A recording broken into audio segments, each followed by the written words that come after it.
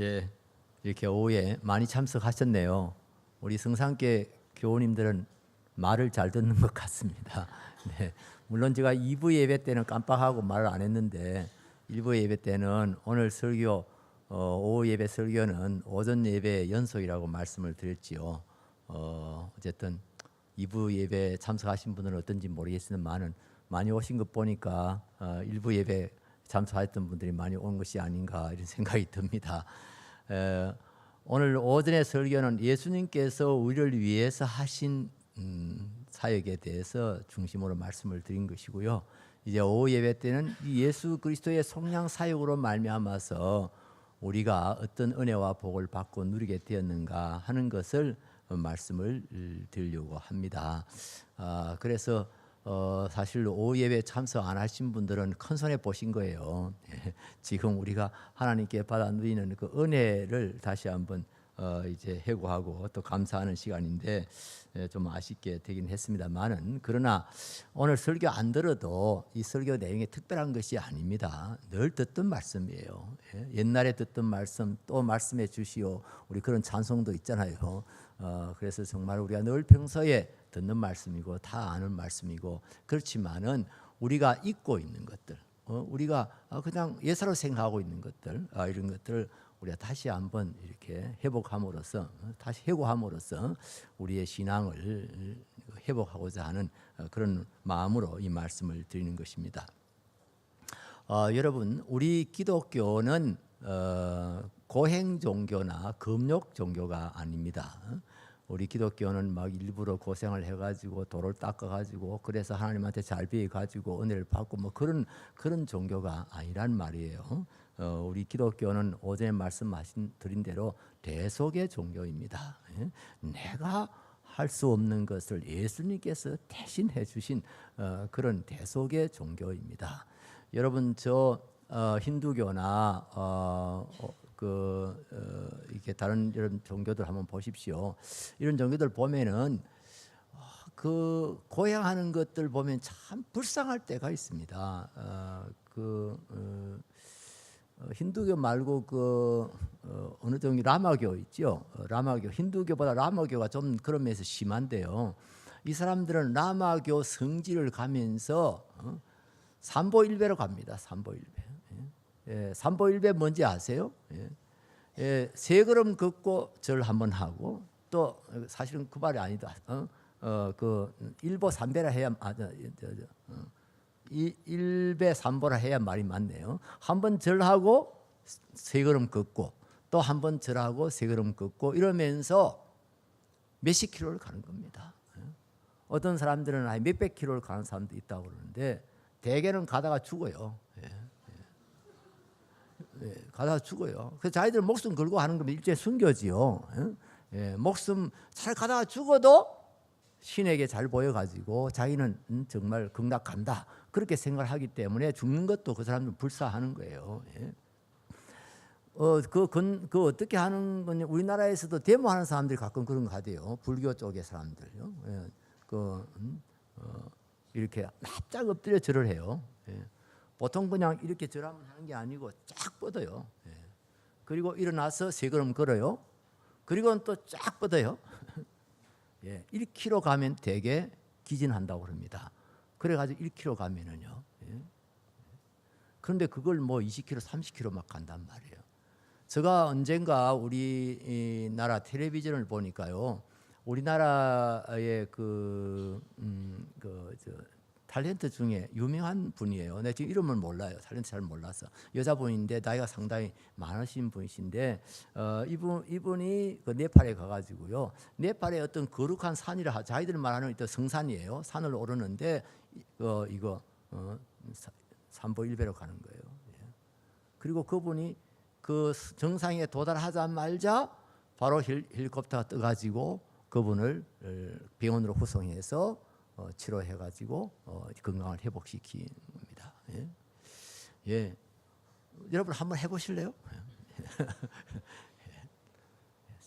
한번 절 쫙 하고 그 다음에 또 일어나서 세 걸음 걷고 또 쫙 뻗어서 여기다가 뭐 막 받침대도 하고 물에 받침대도 막 하고 했는데도 불구하고 대개 얼마 못 가서 병나서 죽고 이제 그럽니다. 그게 이제 고행 종교입니다. 예? 고행 종교라는 거죠. 예.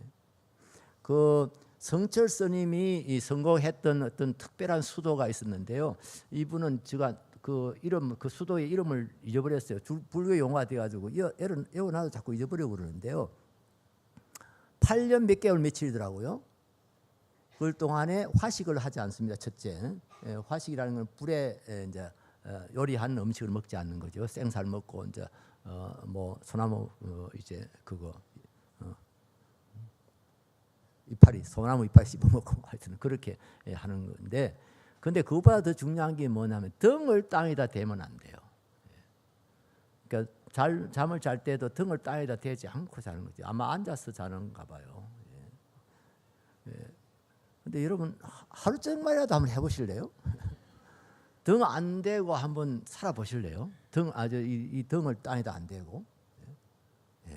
아마 보통 사람들은 그냥 자기도 모르게 졸다가 그냥 벌렁 들어 누워버릴 거예요. 그런데 그렇게 해서 성공을 못하는 사람들이 대부분인데 이 역사 속에서 그걸 성공한 사람 몇 사람 안 된다고 그래요. 그런데 불교의 그 성철 스님은 그게 성공을 해가지고요 대단한 참 명성을 얻었죠. 근데 그게 어떻게 가능한지 모르겠어요. 저는 스님이 안 되고 목사 된 것이 얼마나 감사. 와, 우리 새벽기도 힘들다 그러는데요. 새벽기는 그 일도 아닙니다. 저 불교인들은 또 새벽 예불이라 해가지고 4시에 일어납니다. 4시에 스님들은요. 그래서 그거 앉아가지고 뭐라고 연불을 하는데 얼마나 잠이 올까, 뭐 얼마나 힘들까. 그게 고행 종교예요. 우리 기독교는 고행 종교가 아닙니다.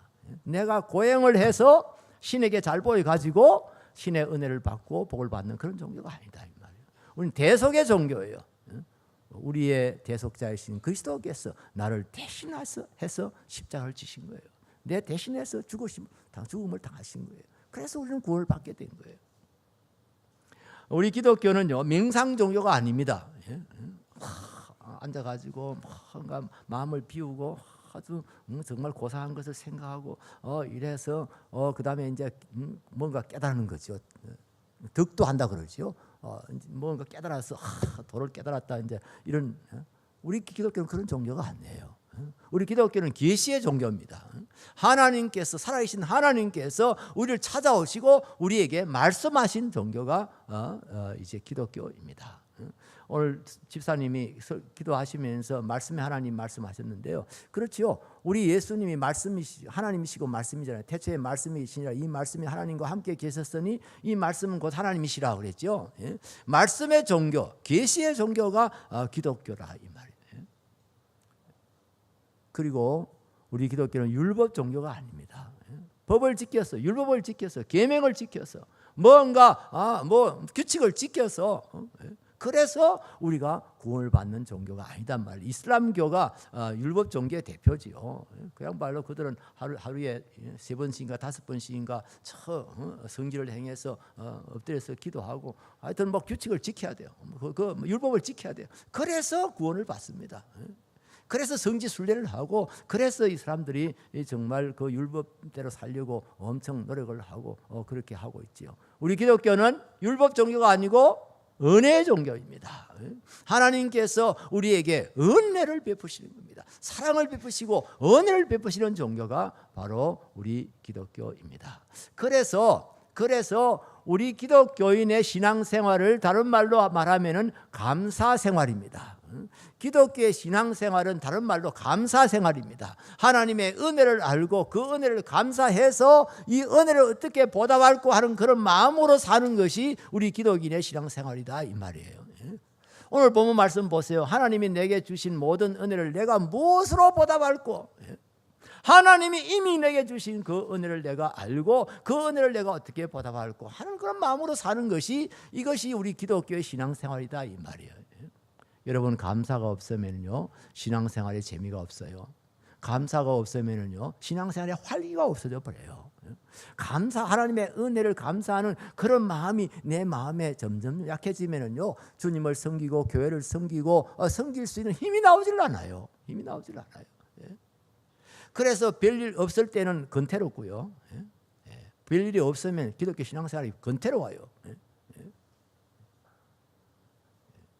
그리고 이제 시험을 닥치면은요, 뭐는 시련을 닥치면은요, 그 다음에는 막 죽느니 사느니 또 막 야단나고요. 예? 우리가 하나님의 은혜에 대한, 은혜를 모르고 은혜에 대한 감사가 없기 때문에 우리 신앙생활이 점점 권태로움에 빠지는 거예요. 예? 예. 뭐 성산교회 영 다른 건 아닙니다만은 제가 오늘 낮에 설교해보고 좀 다른 걸 발견했어요. 예. 조는 사람이 의외로 적어요. 예. 우리 할머니들이 많으셨는데, 할머니들이 많으시면 되게 좋은 분들이 많은데요, 할머니들이 많음에도 불구하고 그래도 다른 교회에 비해서는 좋은 분들이 적었어요. 참 제가 가슴 아픈 일이 그겁니다. 예? 이상하게도 요새요, 우리 고신 교회 예배 드리는 그 분위기가요, 너무너무 가라앉아 있고요. 예?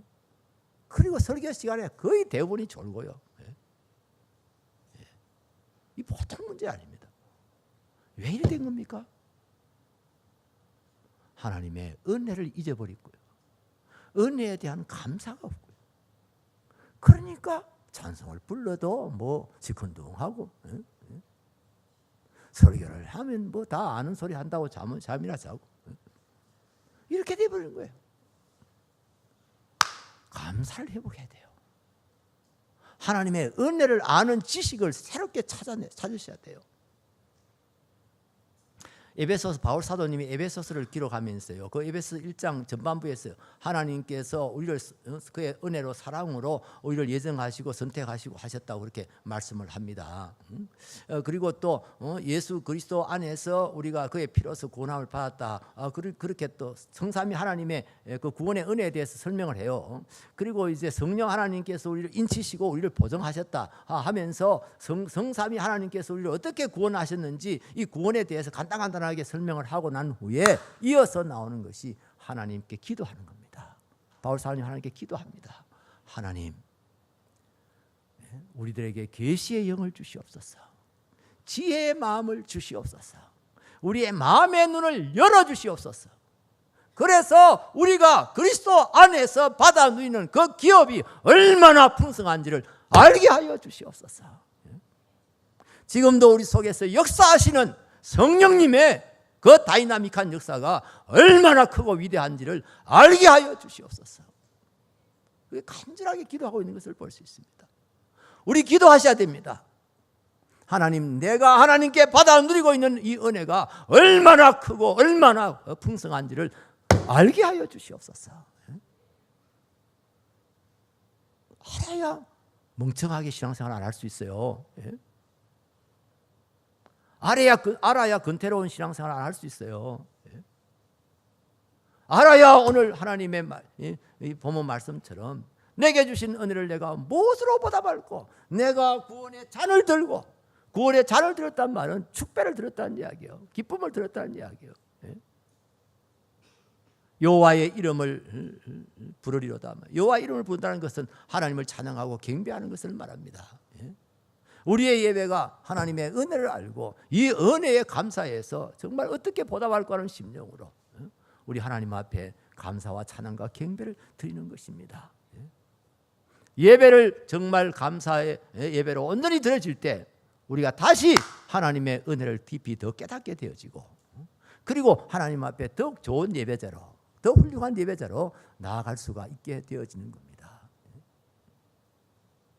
사실은요, 우리가 하나님의 은혜 속에 막 쌓여 있어요. 막 우리는 막 은혜 주시옵소서, 은혜 주시옵소서, 늘 은혜 받는 거 막 그 엄청 가난한 사람처럼 막 그렇게 막 기도 많이 하시는데요. 그 기도 참 중요한 기도고 귀한 기도입니다만은 먼저 받은 은혜를 알기라도 해야죠. 하나님께 실컷 은혜 베풀고 막 은혜를 둘러 쌓아놨는데도 맨날 그냥 주시옵소서, 주시옵소서 거지처럼 맨날 뭐. 그러니 참 하나님 입장도 여러분 좀 생각해 보셔야지요. 얼마나 답답하겠어요. 이것들 봐란 말이에요. 내가 그렇게 은혜 많이 줬는데도 그건 또 모르고 말이에요. 맨날 뭐 달라고만 하고 있는데.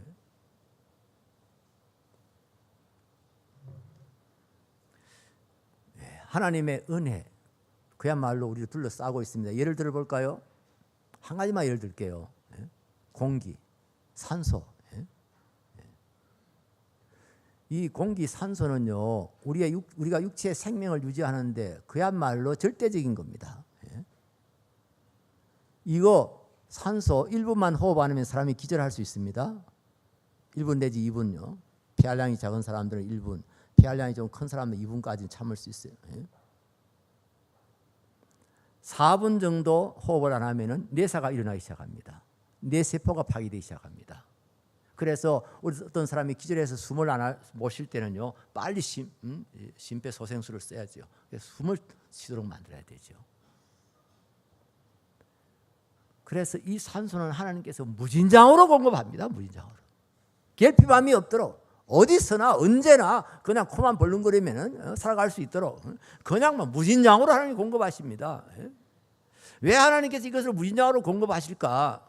사람들이 하나님이 이렇게 산소를 무진장으로 공급하는 것에 대해서 감사할지도 모르고 그것도 알지도 못하고 살고 있는데도 가끔씩 하나님께서 그냥 산소를 탁 줄여가지고 막 헐떡거리도록 만들고 막 이거 막 주시옵소서, 막 산소라도 좀 주시오. 나 다른 거는 막 필요하지 않습니다. 산소라도 우선 좀 주시오. 막 이렇게 좀 안 받을까?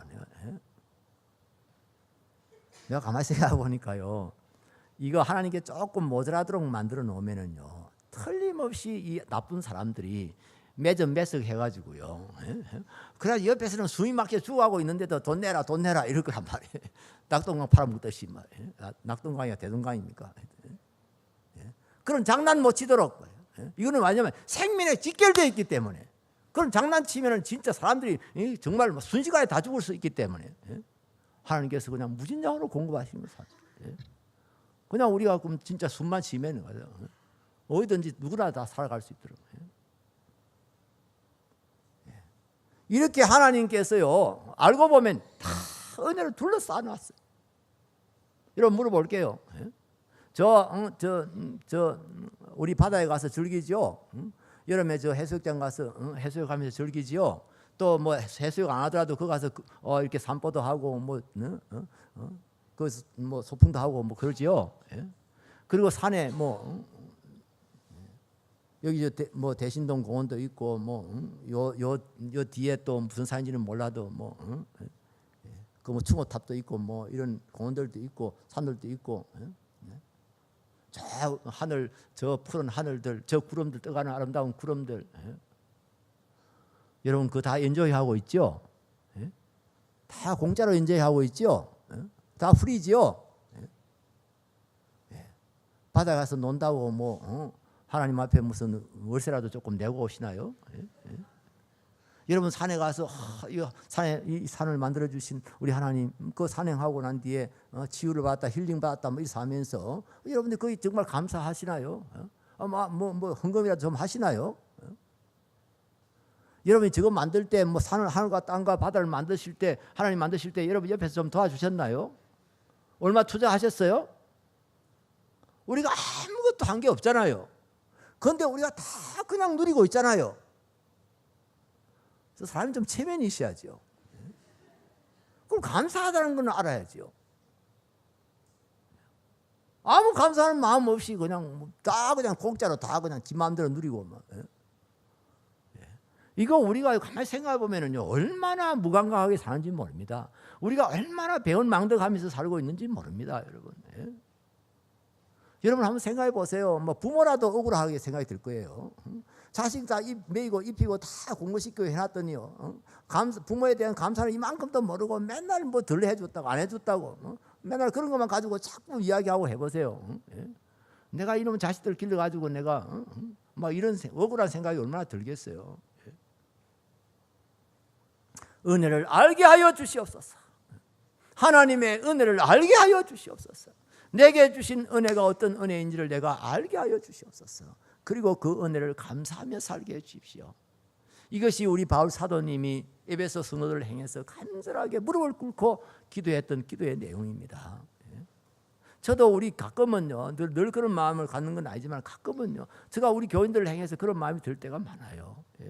하나님 아버지, 우리 향상교회 교인들이 하나님의 은혜를 알게 하여 주시옵소서.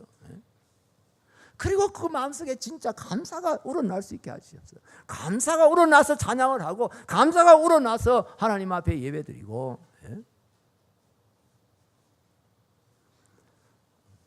그런데 여러분, 이 은혜 중에 은혜가 무슨 은혜지요? 예? 은혜들 다 모아서 한꺼번에 모아가지고 한마디로 그것을 요약하면 뭐라고 할 수 있겠어요? 구원의 은혜지요. 구원의 은혜. 예? 구원에보다도 그 큰 은혜가 없고, 예? 이 구원의 은혜이라면 모든 은혜를 다 모았다고 그렇게 말할 수가 있어요. 예? 이 구원이라는 것이요, 얼마나 많은 내용을 포함하고 있는지 몰라요. 예? 우리는 쉽게 구원이라는 말을 사용하고 있습니다만은 실제로 이 구원이라는 말 속에는 어마어마한 내용이 들어있어요. 존 스토트 목사님에 의하면은 우주적인 내용이 들어있다는 거예요. 우주적인 내용. 예? 그분은 구원의 차원을 세 가지로 이야기해요. 예? 뉴 라이프, 뉴 소사이어티, 뉴 킹덤. 뉴 라이프가 뭐예요? 새 생명. 이 개인적인 구원이죠. 예, 내가 예수 믿고 새 생명을 얻었다. 뉴 소사이어티. 이거는 사회적인 그 구원이죠. 예? 그야말로 공동체가 새롭게 된 거예요. 가정이 새롭게 되고 우리가 사는 커뮤니티가 새롭게 되어지고 그 교회가 새롭게 된 공동체잖아요. 예? 사랑의 공동체, 구원받은 성도들의 공동체. 예?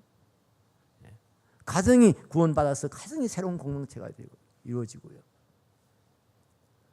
그리고 뉴 킹덤, 이 새로운 하나님의 나라지요. 우주적인 하나님의 나라지요.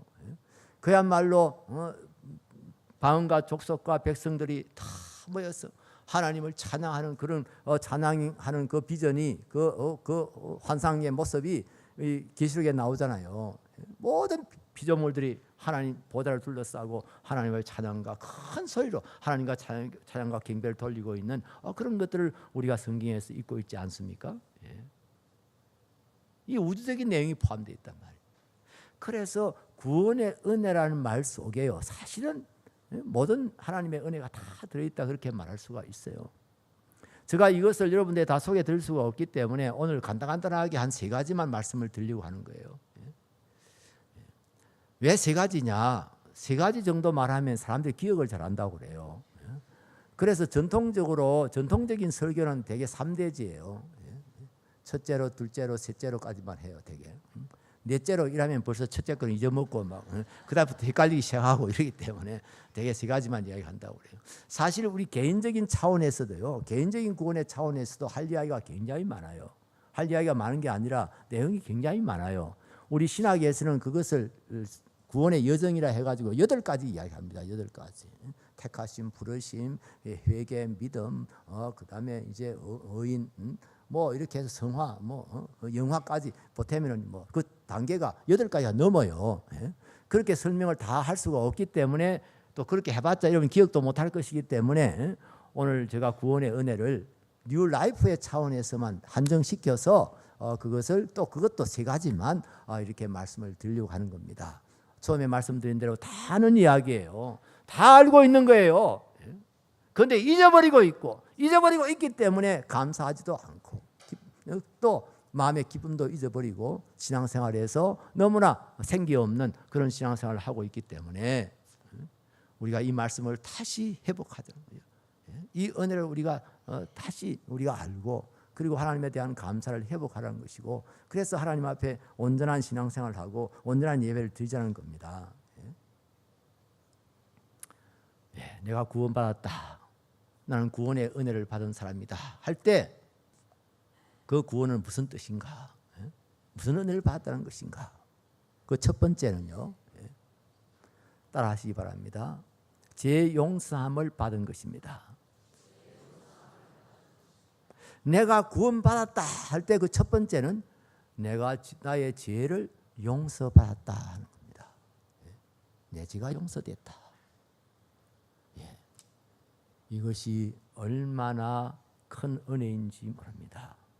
오전에 이야기한 대로 우리는 너무나 많은 죄를 짓고 사는 사람들이기 때문에 그렇습니다. 그리고 이 죄의 결과가 너무나 치명적이기 때문에 그렇습니다. 죄의 결과는 하나님과 관계를 깨는 것입니다. 죄의 결과는 사망입니다. 영원한 멸망입니다.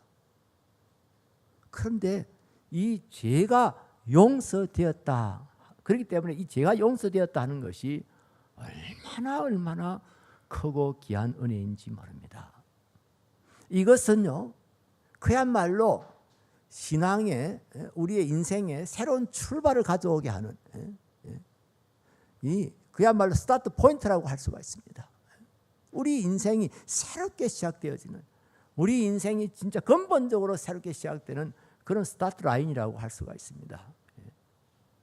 그런데 왜 사람들이 이 구원의 은혜, 용서의 은혜에 대해서, 죄사함의 은혜에 대해서 그렇게 막 감사가 없고 감격이 없을까? 첫째는요, 자기가 얼마나 악한 죄인인가 하는 것을 잘 몰라서 그래요. 사람들은요, 되게 자기 자신은 상당히 괜찮은 사람인 줄 알아요. 상당히 그래도 깨끗하고 거룩한 사람인 줄 알아요. 그리고요, 왜 그런 생각을 하느냐 하면, 그런 착각을 하느냐 하면은요, 교회 오래 다니면서 위선이 늘어서 그래요. 위선이 늘어서 그래요. 바깥에서는 그냥 예사로 살다가도 교회 들어오면은 그래도 다 점잖해지고요. 교회 들어오면은 그래도 조심스러워하고요. 그래서 아주 바깥에서 나쁜 짓을 하다가도요, 교회 오면 자기가 상당히 착한 사람인 척해요. 그것이 하루 이틀이 아니고 1년, 2년, 3년, 4년, 5년, 10년 지나다 보니까요, 그게 몸에 익어버린 겁니다. 그래서 나는 상당히 괜찮은 사람이야. 나는 목사야. 나는 장로야.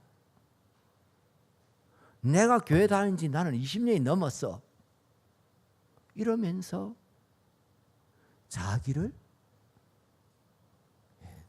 꼭 담벼락에 이끼가 끼어가지고 파랗게 이쁘게 보이게 만들듯이 우리의 위선과 거짓이 우리를 둘러싸서 자기도 모르게 자기는 상당히 괜찮은 사람으로 그렇게 착각하게 만들어요.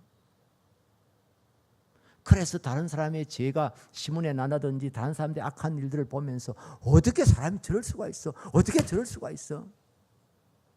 그렇게 우리가 생각하지만은 여러분, 우리의 내면을 솔직하게 한번 들여다보십시오.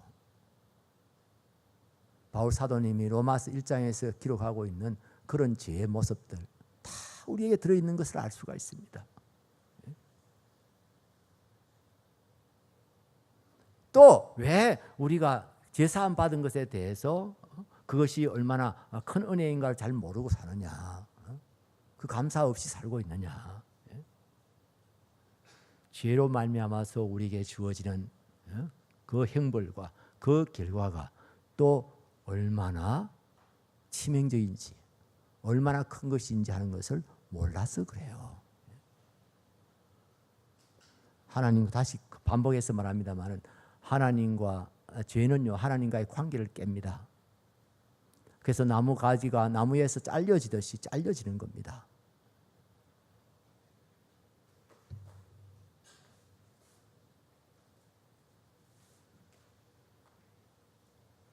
여러분, 이거 살았어요? 죽었어요? 네? 어떤 사람은 살았다 그러는데, 예, 살은 것처럼 보이지만은 실제는 죽은 거죠. 왜요? 이 나무에서 잘려졌으니까요. 예. 더 이상 수분 공급 안 되죠? 물론 지금은 이 수바에다 꼽아가지고 억지로 수분 공급을 하고 있습니다만은, 그래서 살은 것처럼 보입니다만은 수분 공급 안 되죠? 그 다음에 영양 공급 안 되죠? 탄소 동화작용 무슨 작용 안 일어나지요? 이거 놔두면 곧 시들어버려요. 그러면은요, 이거 나중에 쓰레기통에 버리겠죠? 그럼 여기는 중구예요? 어디예요, 여기가? 부산 진구예요? 예? 중구요? 동구. 동구청에서 청소차 나와가지고 이제 우리 쓰레기통을 비워가지고 가져갈 거란 말이에요. 어디로 가죠? 소각장으로 가는 거 아니에요? 소각장 가서 태우잖아요. 똑같은 원리예요. 우리 예수님께서 그렇게 말씀하셨죠. 나는 포도나무다. 너희는 가지다. 가지가 포도나무에 붙어있지 아니하면 곧 말라버리나니 사람들이 이것을 모아다가 불에 던져 태우느니라. 예? 그래요. 죄를 지으면은요 하나님과의 관계가 끊어지는 거예요. 다시 말하면 나무에서 가지가 잘려지는 거예요.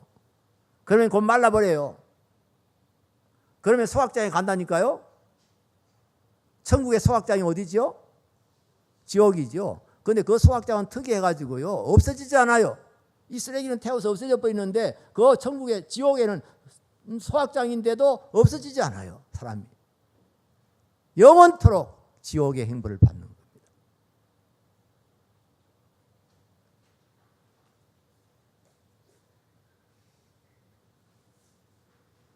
죄의 용서를 받았다 하는 것은요, 죄의 용서함을 받았다 하는 것은 지옥의 형벌이 면해진 거예요. 지옥의 형벌에서부터 벗어난 거예요. 모든 사망과 이 저주와 비참에서부터 구원함을 받은 거란 말이에요. 죄의 형벌은 무섭습니다. 죄는 하나님과의 관계를 깹니다. 그래서 영원한 지옥의 형벌을 받게 됩니다. 그런데 우리가 거기에서부터 용서를 받았어요. 용서받았다는 것은 죄에서부터 형벌에서 면해졌다는 이야기예요. 우리가 우리 죄를 자백하면 하나님은 미쁘시고 어려우셔서 우리 죄를 사하시고 우리를 깨끗하게 하신다고 말씀하셨어요. 이 은혜가 얼마나 큰 은혜인지 모릅니다. 에베소서 요한 1서 1장 9절 한번 찾아보세요. 잠옷이죠.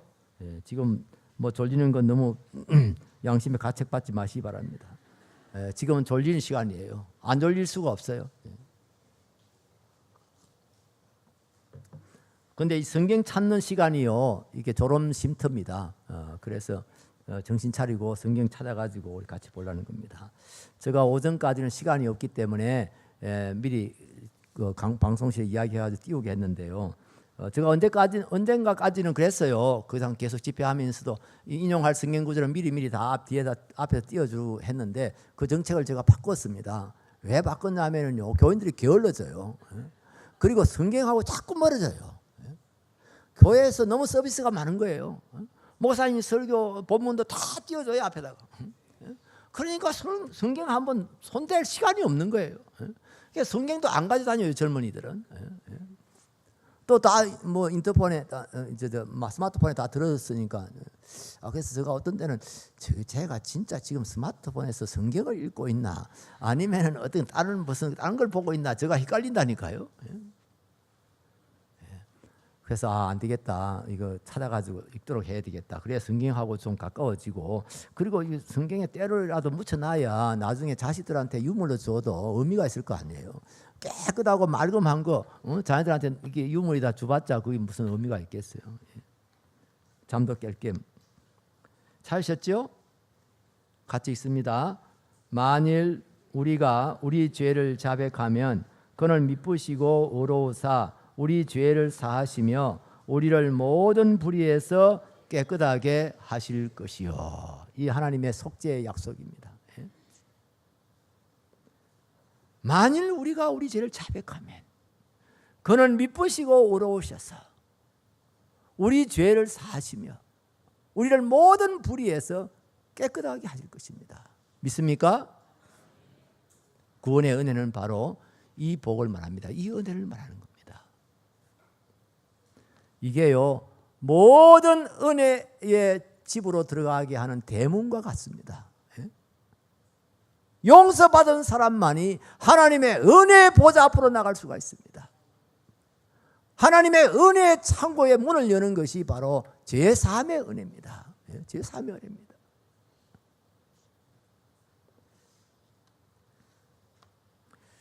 저희 교회 잠시에 있을 때입니다. 1998년도니까요. 저희 교회 큰 회사의 회장님이 출석하셨는데 이분은 부인은 뭐 아주 신앙이 좋으신 분이고 열심히 있는 분이고 그 뒤에 권사님도 되시고 하신 분인데 이 남편 되시는 분은 부인 따라서 이제 교회 나오시는 분인데 그래도 어떻게 제가 열심히 전도를 해가지고 세례를 받았어요.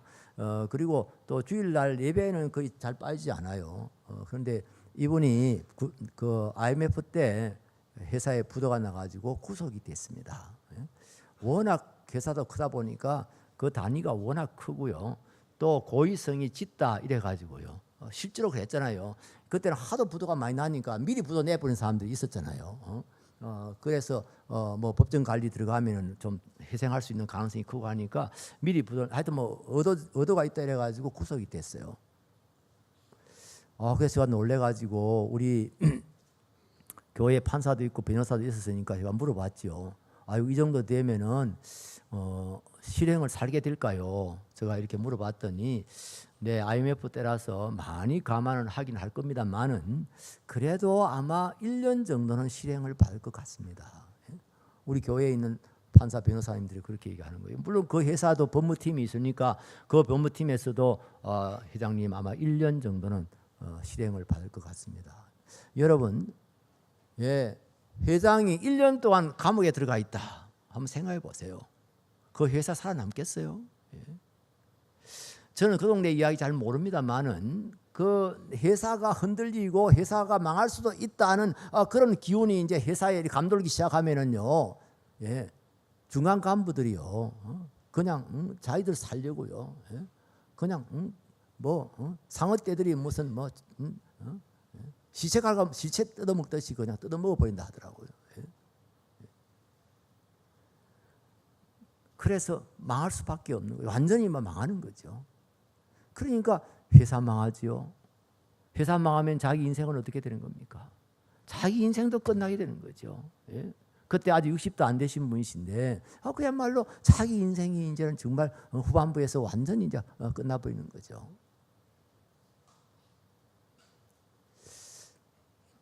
근데요, 한 2달쯤 돼서 이분이 석방이 됐어요. 오늘 아침에 새벽 기도 마치고 제가 서재에 와서 이렇게 앉아 있는데 전화가 왔어요. 울먹울먹 하면서 목사님, 제가 오늘 석방이 됐습니다. 저희 집에 오셔서 한번 기도해 주시지 않겠습니까? 그래서 제가 아이고 그래요. 아이고 감사합니다. 아이고 정말 감사합니다. 이러면서 아이고 고생 많았죠. 가야죠. 제가 바로 가겠습니다. 그래서 제가 차를 몰고 제가 그 잠실에서 분당으로 갔습니다. 분당은 천당 밑에 분당이라고 그래요. 잘 사는 사람들이 많아가지고. 그래 그 집 앞으로 이제 차를 몰고 갔는데 거기는 의왕구치소에서, 그러니까 지금은 서울구치소지. 서울구치소에서 이렇게 차에 타고 왔고 저는 이제 그 잠실에서 왔는데 파킹에서 같이 만났어요. 마당에서. 그래서 제가 차에서 내려가지고 그 손을 붙잡으면서 아이고 정말 이 선생님 정말 고생 많으셨습니다. 참 큰 고생 하셨지요. 제가 이러는데 이분은 말을 못 하고요. 눈물만 뚝뚝뚝, 이 손을 잡았는데 손에 눈물이 뚝뚝뚝 떨어지는 거예요. 그래 올라가서 이제 그 찬송을 하고 성경을 한 구절 읽고 제가 기도하고 하는데요.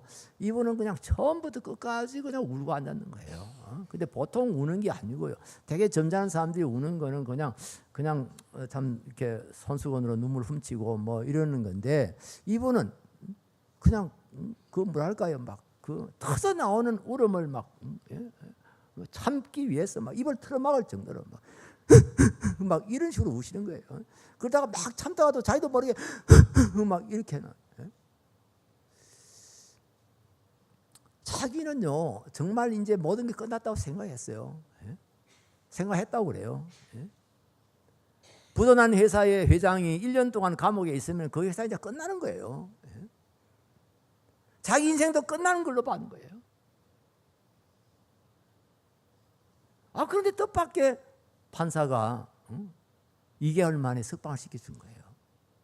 제가 그 마지막 공판할 때는, 재판할 때는 제가 가보지는 못했습니다. 그런데 나중에 어떤 분한테 이야기 들었어요. 그날 판사가 그랬다고 그래요.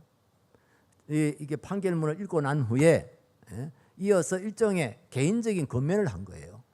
하면서 뭘 했냐면, 회장님 정말 우리나라가 참 뜻밖의 아무도 상상치 못했던 이런 큰 재난을 당했는데 그러다 보니까 정말 정말 우리 참 국민들이 참 기가 막힐 그런 일들을 많이 당하고 이런 재앙 속에서 엄청난 고생을 하고 있는데 회장님, 제가 회장님을 석방하는 것은요, 나가서 회사 살리라고 제가 석방하는 겁니다. 나가서 회사 살리세요. 회사의 직원이 몇 명이에요? 그리고 직원의 그 회사 직원들에 딸린 가족이 얼마예요? 나가서 꼭 회사 살리시기 바랍니다. 이러면서 석방을 시켰다는 거예요. 그러니까 이 회장님은 그게 너무너무 감사한 거예요. 자기는 이제 그야말로 체념하고 모든 거 다 끝났다고 생각하고 있는데 희망을 주신 거예요. 가서 살리라고 이러면서 그게 너무너무 감사해서 그리고 이건 뭐 하나님께서 날 도와주셔서 이랬으나 보다 아마 그런 생각도 했겠죠. 그래서 너무 감사해서 그렇게 막 터져 나오는 그런 눈물을 흘리신 거예요. 울음을 우신 거예요.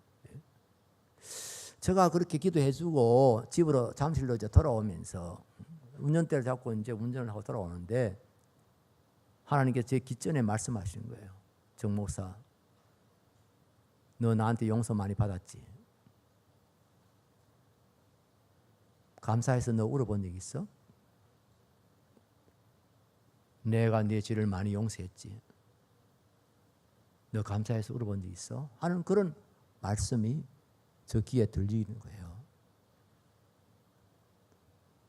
제가 계속 운전할 수가 없어서 차를 옆으로 대고 제가 운전석에 엎드려 가지고 많이 울다가 돌아온 일이 있습니다.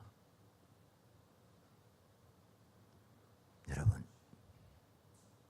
하나님 앞에서 한번 자신을 돌아보십시오. 지금까지 살아온 여러분의 인생을 한번 돌아보십시오.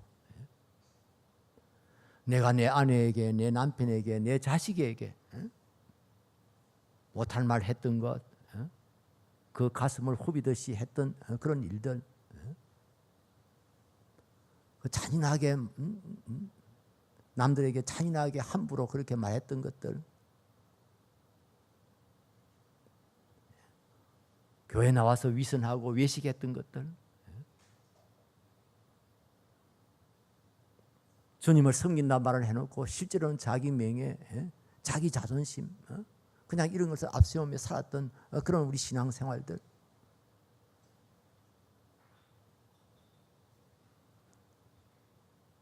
나를 불쌍히 여기시고 나를 용서해 주신 그 하나님의 은혜 생각하면 우리가 울지 않을 수 없어요. 우리의 모든 잘못들 다 아시면서도, 다 보시면서도 그걸 참고 기다려 주신 우리 하나님의 은혜, 우리 주님의 은혜, 우리가 어찌 감사하지 않을 수 있어요? 제가 우리 그 이 회장님 그날 기도하고 하고 돌아온 이후에요, 제가 찬송을 다시 발견했어요. 찬송가에 보니까요, 이 속죄에 대한, 속죄의 은혜, 구속의 은혜, 용서의 은혜, 이런 것에 대한 언급이 없는 찬송이 거의 없다 싶더라고요. 한 70%는요 다 이 용서받은 은혜, 속죄의 은혜, 이런 것이 다 가사가 들어있어요. 그래서 제가요 그 뒤부터는 찬송 부르는 저 자세가 달라졌어요. 그야말로 우리 신앙의 선배들은요, 하나님이 자기들을 용서해 주신 은혜에 대해서 얼마나 감격과 감사가 있었는지 그것을 볼 수가 있어요. 속죄함 주 예수 내 죄를 속했네 할렐루야 하면서 찬송했던 그 우리 신앙 선배들의 그 찬송을 한번 생각해 보세요.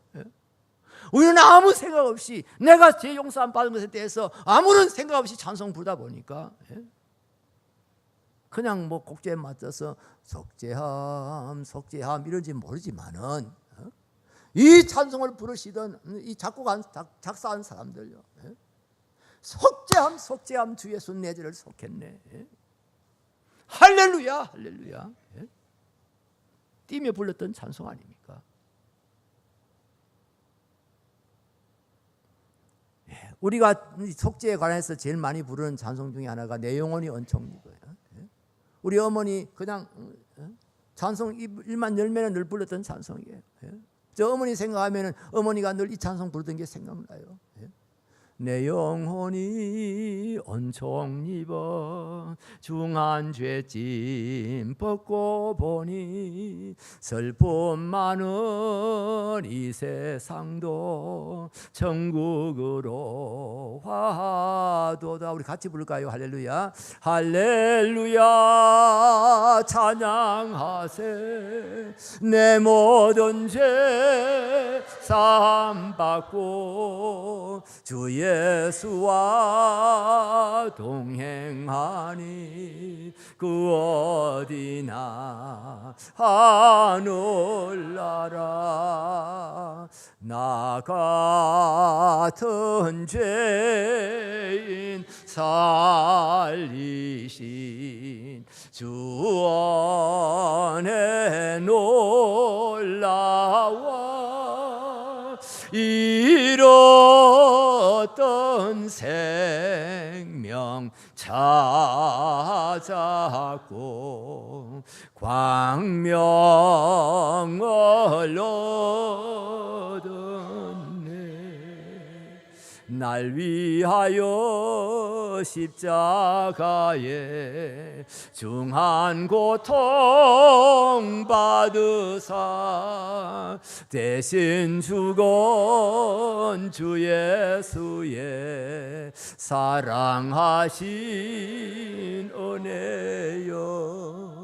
보배로운 피를 흘려 영영 죽을 죄에서 구속함을 받은 우리 어찌 찬양 안 할까. 제가 어느 날 새벽에요, 하나님께서 나를 용서하셨다, 하나님께서 나를 속량하셨다, 하나님께서 나를 죄와 사망에서 매임에서 풀어주셨다 하는 그런 제가 마음의 깨달음이 오면서요, 사람들이 그런 깨달음이 오면서요, 저도 모르게 두 손 들고 불렀던 찬송이 있습니다. 그날 아침이 지금도 생각하면은, 지금 30 몇 년이 지났습니다만 지금도 생각하면 그때 그 생각이 생생합니다.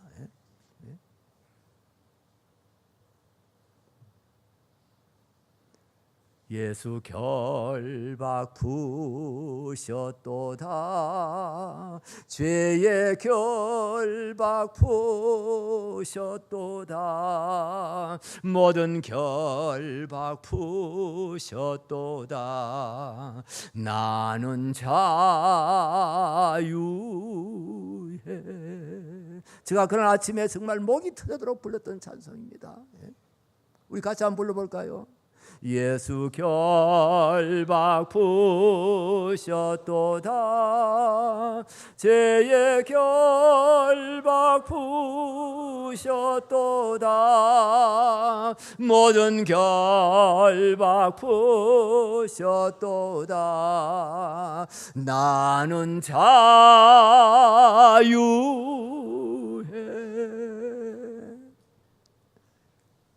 하나님이 용서해 주셨어요. 기소중지가 아니에요. 그냥 용서해 주셨어요. 우리는 쫓기는 사람들이 아니에요. 사람들이 죄를 지으면 쫓기잖아요. 경찰이 수색하잖아요. 검찰이 쫓아다니잖아요. 우리는 쫓기는 사람들이 아니에요. 이미 용서받았어요. 기각이 됐어요. 그냥 하나님께서 우리를 용서해 주신, 예수님께서 용서해 주신, 우리에게는 언제나 새로운 삶이 기다리고 있어요. 또 새로 출발할 수가 있어요. 우리가 새날, 새해, 새달, 이 새라는 말 많이 써요. 근데 한번 생각해 보세요. 이 날이 뭐 새날이란, 내일 아침 되면 또 새날을 하겠죠. 뭐가 달라진 게 있어요? 해가 달라졌어요? 떠오르는 해가 달라졌어요? 새로 만들었어요? 뭐 내가 달라진 게 있어요? 아니 부산이 뭐 달라진 게 있어요? 근데 무슨 새날이라는 말 써요? 왜 새날이 된 거예요?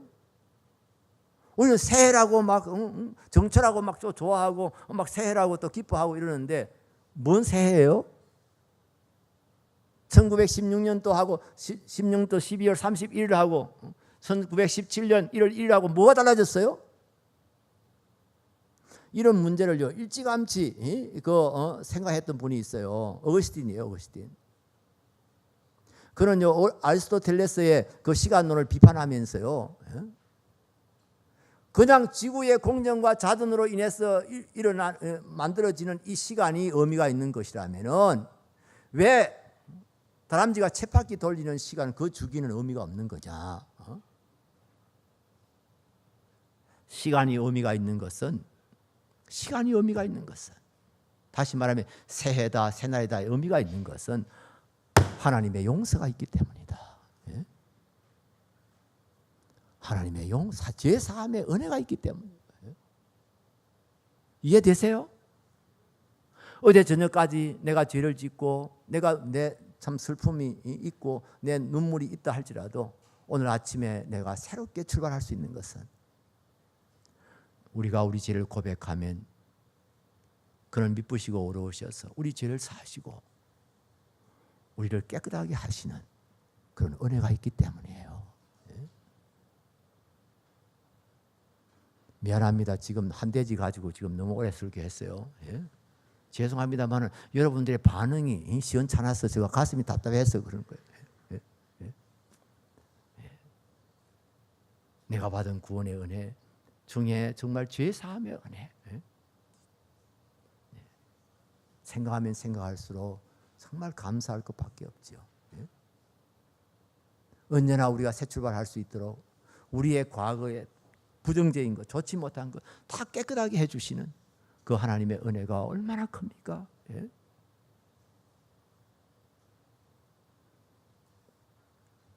그 다음에 두 번째로요.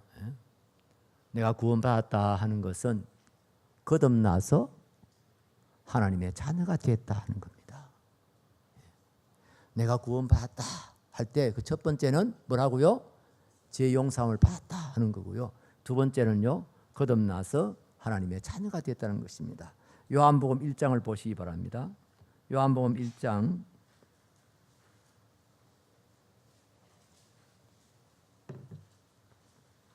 12절 13절 말씀 보겠습니다. 요한복음 1장 12절 13절 다 찾으세요. 우리 청년들도 스마트폰 가지고 찾으세요.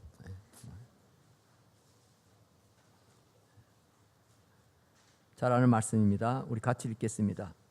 영접하는 자, 곧 그 이름을 믿는 자들에게는 하나님의 자녀가 되는 권세를 주셨으니 이는 혈통으로나 육정으로나 사람의 뜻으로 나지 아니하고 오직 하나님께로부터 난 자들이니라. 영접하는 자, 곧 그 이름을 믿는 자들에게는 하나님의 자녀가 되는 권세를 주셨으니 이 12절은요 구약을 배경으로 하고 있어요. 율법이 예수 그리스도로 말미암아 율법이 성취되어 가지고 예수 그리스도를 믿고 영접하는 사람들은 하나님의 자녀로서의 신분이 회복됐다 이 말이에요. 하나님 법적인 신분이 회복됐다 이 말이에요. 그리고 13절은 신약을 배경으로 하고 있습니다. 이는 혈통으로나 육정으로나 사람의 뜻으로 나지 아니하고 오직 하나님께로부터 난 자들이니라. 하나님께로부터 우리가 났다 이 말이에요. 하나님이 우리를 낳으셨다 이 말이에요. 이해되세요?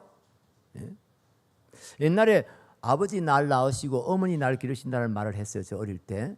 그때 저 생각이 아닌데 엄마가 우리 낳았는데 아버지는 옆에서 구경만 했다던데.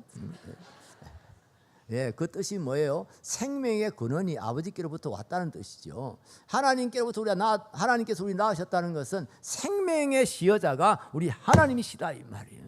하나님께서 우리를 본 어게인 하셔서 우리에게 다시 생명을 불어넣어 주셔서 우리가 하나님의 자녀가 됐다 이 말이에요. 여러분 개가 새끼를 낳으면 뭘 하죠? 뭐 개새끼 혹은 강아지 이러죠. 강아지라고 하는 게 쉽지요. 소가 새끼를 낳으면요 송아지. 하나님께 대해서 말하기는 좀 쓸 용어가 아닙니다만은 하나님이 새끼를 낳으면요, 예? 하나님의 자녀지요. 예? 하나님이 자녀를 낳았으니 하나님이 낳았으면 하나님의 자녀지요. 예? 여러분이 하나님의 자녀인 것을 믿으십니까? 진짜요? 예. 저는 그렇게 이야기해요. 미국 가서 내가 이 말 하다가 영 오해를 받은 적이 있는데요. 예? 내가 하나님의 자녀라는 데 대한 믿음이 겨자씨만큼만 있어도 우리의 삶은 완전히 달라질 수 있다고 저는 생각해요. 그런데 제가 미국에서 이 말 했더니요, 그 청년들이 1.5세들이요 겨자씨를 몰랐나 봐요. 그래가지고 겨자씨만한 믿음이 있어도 이렇게 알아들었다는 거예요. 그래서 설교를 마치고 나니까 거기는 가든교회를 하는 곳에서 목자인데 목자가 저한테 와서 일러주는 거예요. 우리 목원 중에 한 사람이요 목사님 설교를 오해해가지고요, 목사님이 강단에서 그래도 겨자씨 있는 건 좀 이상하다고 말해요. 우리 경상도 사람들의 발음이 이게 겨자씨 할 때 이 발음이 제대로 안 돼요. 여 발음이 제대로 안 돼서 그런 거예요. 여러분들은 그렇게 오해할 사람 없을 테니까. 예. 내가 하나님의 자녀다, 나는 하나님의 아들이다, 나는 하나님의 딸이다 하는 그 믿음이 겨자씨만큼만 있어도요, 예. 이 세상의 부귀영화를 얼마든지 상대화시킬 수 있어요. 예?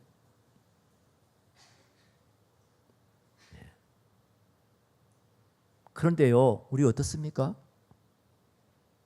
이 은혜가 너무 큰 은혜다 보니까 실감이 안 나는 거예요. 안 믿어지는 거예요. 여러분이 믿는 것 같이 생각이 되지요? 나는 믿고 있다 생각 되시죠? 그런데 두고 봐야 돼요. 제가 목회하면서 교인들한테 많이 쏘갔어요.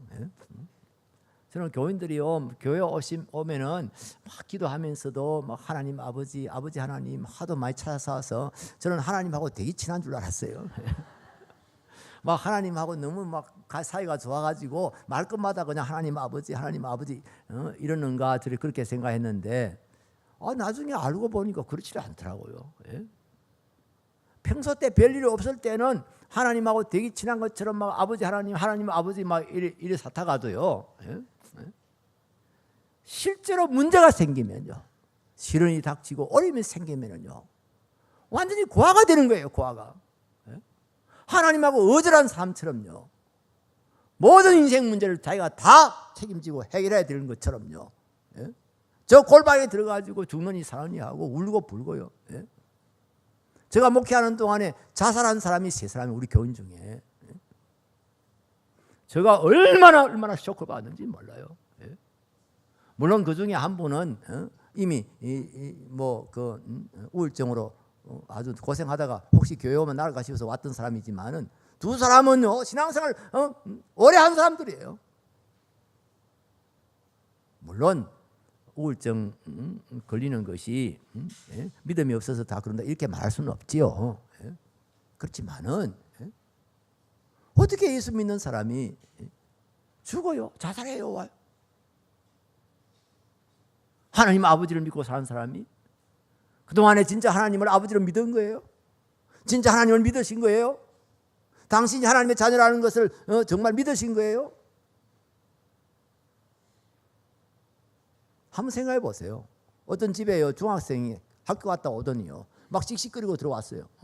그래 엄마가 놀래가지고 엄마한테 인사도 안 하고 지방으로 팍 들어가는 거예요. 문 가서 쾅 닫고. 엄마가 놀래가지고 야 이놈아 뭐 학교에서 무슨 일 있었냐? 이제 문 좀 열어봐라 하면 문을 두드려도 문도 안 열어줘요. 뭐 얻어맞았니? 누구한테 얻어맞았니? 선생님한테 야단 맞았니? 뭐 왕따를 다 했니? 뭐 이래도 뭐 바깥 안에서 들어앉아가지고 시끄러워, 엄마 좀 조용히 해, 나 혼자 있고 싶어. 엄마가 겁이 나가지고요 뭐 어째야 될지 막. 그래 아버지 오도록 기다렸어요. 그냥 그 마음이 초조해가지고 그 문 앞에서 그냥 들들 떨면서 기다리고 있는데 마침 아버지가 이제 오셨어요. 아버지 오셔가지고 문 열어. 그랬더니 얘가 이제 아버지한테는 큰 소리 못 치고, 아빠 나 좀 혼자 있도록 놔두면 안 돼? 그러면서 문 안 열어주는 거예요. 여러분, 그때 엄마 아버지의 마음이 어떨까요? 엄마 아빠의 마음이 어떨까요? 이놈의 자식이 진짜 우리를 애미애비로 생각하나? 여러분 한번 바꿔놓고 생각해 보세요. 뭐 문제가 생기면은 자기가 충격을 받았든지 뭐 어려운 일이 생겼든지 하면 어머니 아버지한테 이야기해야 되잖아요. 어머니 아버지한테 의논하고 어머니 아버지의 도움을 구하고, 그게 자녀들이, 아직 미성년 자녀들이 해야 될 마땅한 자세잖아요. 엄마 아빠한테는 아무 말도 안 하고 다 숨겨놓고 혼자서 꿍꿍거리다가 아파트에서 뛰어내리고 말이에요. 우리가 그런 식으로 신앙생활을 하고 있다 이 말이에요. 별일 없을 때는 막 아버지 하나님 막 찾아놓고는, 진짜 별일이 생겨서 정말 하나님 아버지가 필요할 때는 의절하는 거예요. 딱 아버지 어머니도 부모가 없는 자식처럼, 딱 고아처럼 그렇게 행동을 하는 거예요. 예? 그래, 이런 거 보면은 우리가 얼마나 예수 믿는다고 하면서도 하나님과의 관계라든지 또 하나님의 은혜에 대해서 뭐 지식이라든지 이런 것들이 얼마나 허망하고 얼마나 미천한가 하는 것을 알 수가 있어요. 우리가 하나님을 믿는 사람이면 하나님 앞에 하나님 아버지께 맡겨야죠. 내가 할 수 없는 일일 경우에 어쩌겠어요. 이건 내가 뭐 어떻게 해볼 수 없어요. 그러면 아버지께 맡겨야지요. 제가 옛날에 들은 이야기인데요. 삼일교회 교회 뒤에 집이 있는 어떤 권사님이 계셨다네요. 그건 내가 삼일교회 출신 장로님만 들은 이야기인데요. 집에 불이 났대요. 그러니까 권사님 혼자 있다가 집에 불이 났는데 어쩌다 불이 났는지 모르지만 불이 났는데요. 이 권사님이 뭐 어떻게 자기 혼자서 뭐 어떻게 해볼 수가 없는 거죠. 그러니까 아래층으로 2층으로 왔다 갔다 하면서 하나님 알아서 하이소이, 하나님 알아서 하이소이 막 이라고 다 했다는 거예요. 그래가지고 나중에 이제 그 수강세에서 와가지고요. 할머니가 자꾸 막 왔다 갔다 하면서 막 하나님 알아서 하니까 좀 제발 나오시라고 막 위험하다고 막 불난 집에 자꾸 들어갔다 왔다 갔다 해서 하니까 막 그래가지고 막 소방대원들이 끌어내가지고 이거 딱 서 있으세요. 꼼짝하지 마. 이거 서 있으세요. 그거 서서 계속 동동 구르면서 하나님 알아서 하이소이, 하나님 알아서 하이소이. 그렇지요. 그 권사님이 잘한 거지요. 자기는 뭐 할 게 없잖아요. 뭐 어떻게 해볼 수도 없잖아요. 그것이 하나님 아버지를 모신 사람의 자연스러운 태도 아닙니까, 여러분?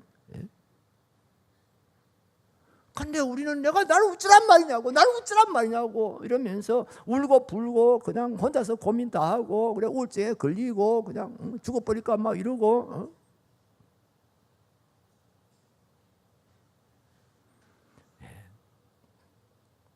정말 우리가 받은 은혜가 뭔지 정말 우리가 다시 한번 생각해 봐야 돼요. 나의 신분이 어떻게 변했는지.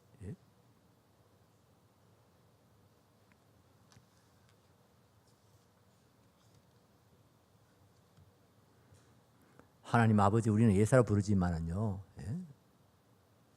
참 이걸 처음 부르면서 눈물로 불렀던 사람이 있어요. 나는 그분의 그걸 보면서 제가 참 그때 참 은혜 받았던 기억이 있어요. 저희 교회에 어떤 저보다 나이가 2살 많은 어떤 선생님이 교회에 출석하고 있었는데, 이분은 7년 동안 교회 다니시면서도 세례를 안 받으려고 그러는 거예요. 그래서 제가 이제 건면을 합니다. 와서 초급반 공부하시고 생명상 공부하시고 세례 받으셔야지요. 아이고 목사님 저는 아무것도 몰라요. 저는 믿음이 없어요. 그러니까 제가 공부하러 안 합니까? 그래서 아이고 지금은 시간도 없고요. 그러면서 7년이나 그냥 교회 그냥 나오는 거예요. 그리고 나와서 보면은 저 뒤에 앉아가지고요. 우리 성산교회는 뭐 그렇게 길지 않습니다만 저희 교회에서는 저 뒤에 앉으면은 잘 안 보입니다. 안 보일 정도 좀. 뒤에 앉아서 내가 설교하다가 보면 자고 있어요. 그래서 저분을 어떻게 내가 전도를 해가지고 어떻게 세례를 받고 바로 세워야 되는데, 내가 그런 목회자로서의 그런 그 마음이 있었기 때문에 어쨌든 그분을 친해지려고 내가 노력을 참 많이 했어요. 그냥 제가 서울 일부러 만나러 나가가지고는 전화를 합니다. 회사 밖에서. 아이고 선생님, 정 선생님, 내가 오늘 오다 보니까 이 서울 왔는데요. 보니까 회사 근처네요. 점심 좀 안 사줄랍니까? 이러면. 아이고 목사님, 아이고, 제가 성심 사단 받아요. 아이 저 영광이죠. 뭐 이러면서 또 점심도 사주고 그래요. 그래서 좀 친해져 가지고요. 또 어떤 때는 또 제가 일부러 이제 어디 참 맛있는 게 있던데, 그 선생님 내가 같이 오늘 저녁은 내가 같이 먹자고. 내가 오늘 한턱 낸다고. 그래가지고 하여튼 밥도 사주고 이래가 친해졌는데요. 내가 친해져 가지고 물어봤어요. 아이 선생님, 내가 보면 맨날 저 뒤에서 졸고 있던데. 그 집에서 편안히 주무시지. 교회는 왜 나오세요? 내가 이 양반이 엉뚱한 소리 하는 거예요. 그냥 저는요, 뭐 그냥 목사님이 좋아서 나오는 거예요. 뭐 예수님이 좋아서 나온다는데 목사님이 좋아서 나온다는 거예요. 그 좋아서 나왔으면 말씀도 잘 들어야지. 맨날 졸고 있어요. 이러던 분이 제가 전도 프로그램으로 하고 있는 예수님 영접 모임에 이 사람이 참석을 한 겁니다. 예수님 영접 모임은 뭐냐면 전도 대상자들을 전도해 오게 해가지고요. 제가 그 전도 대상자 신자들이죠. 이 앞에다 놓고 제가 한 2시간 정도 전도를 하고 또 그 사람들을 이제 어떻게 신앙생활을 해야 되는가 뭐 그런 지도도 하고 하는 그런 프로그램이 있습니다. 그리고 이제 이렇게 제가 복음을 전하는데요.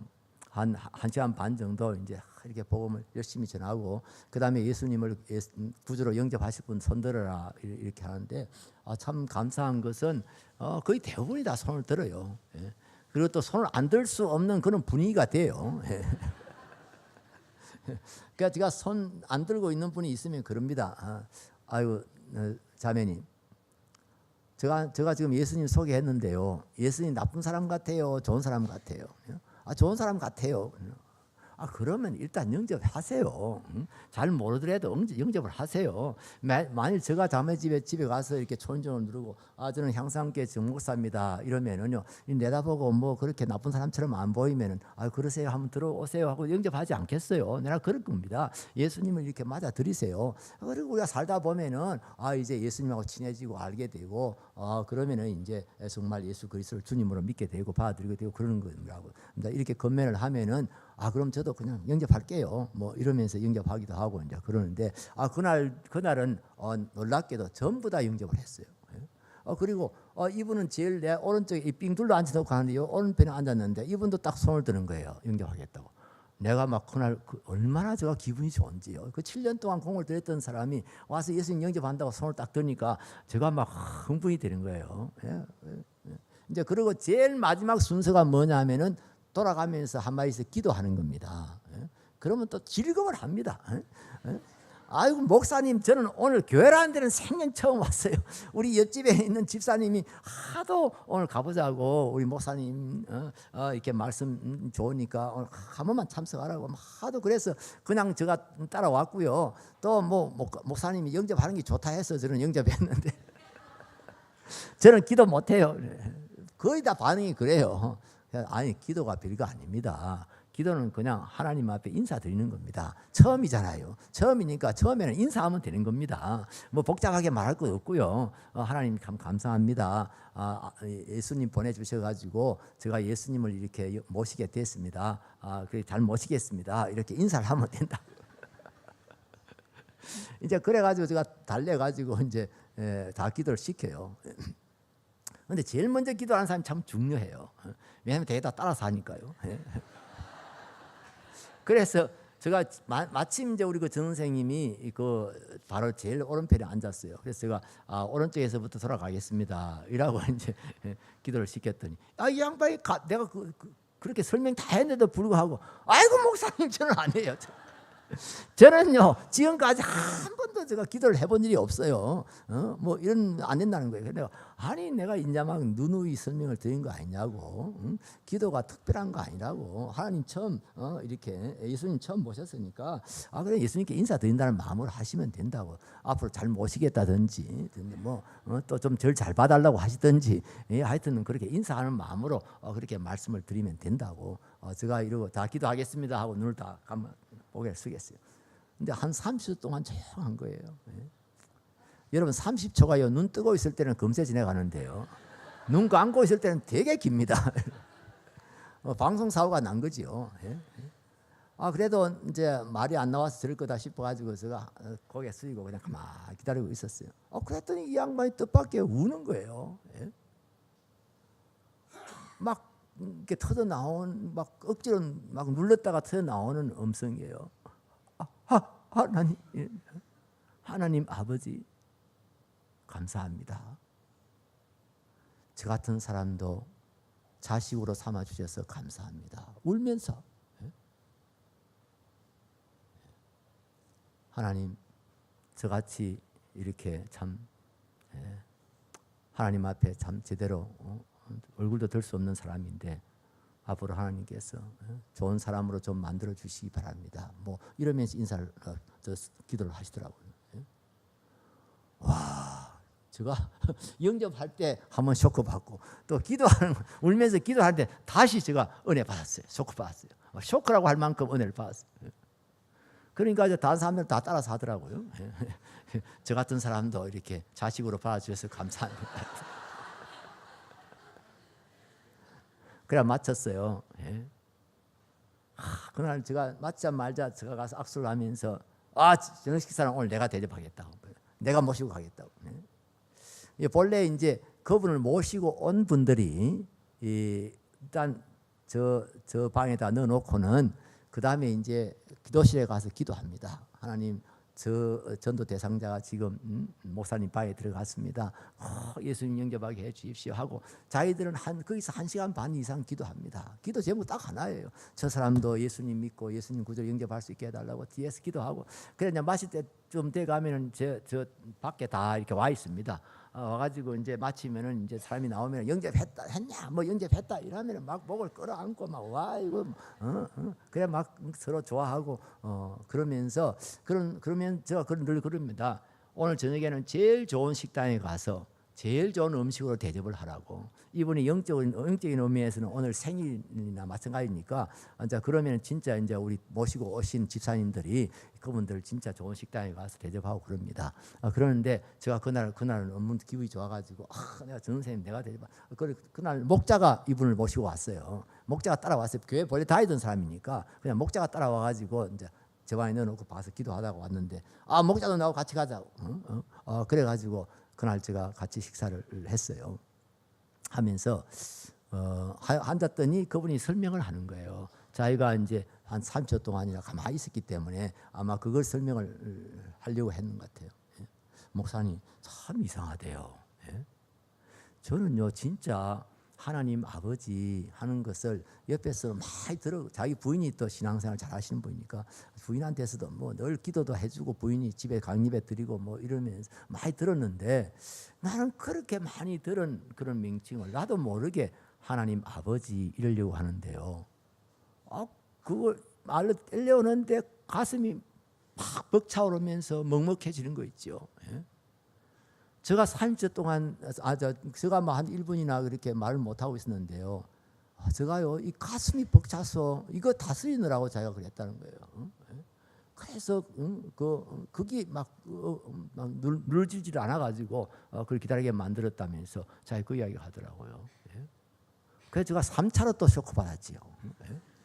야 그렇구나. 우리는 애사로 하나님 아버지 하는데 제가 가슴이 찡한 거예요.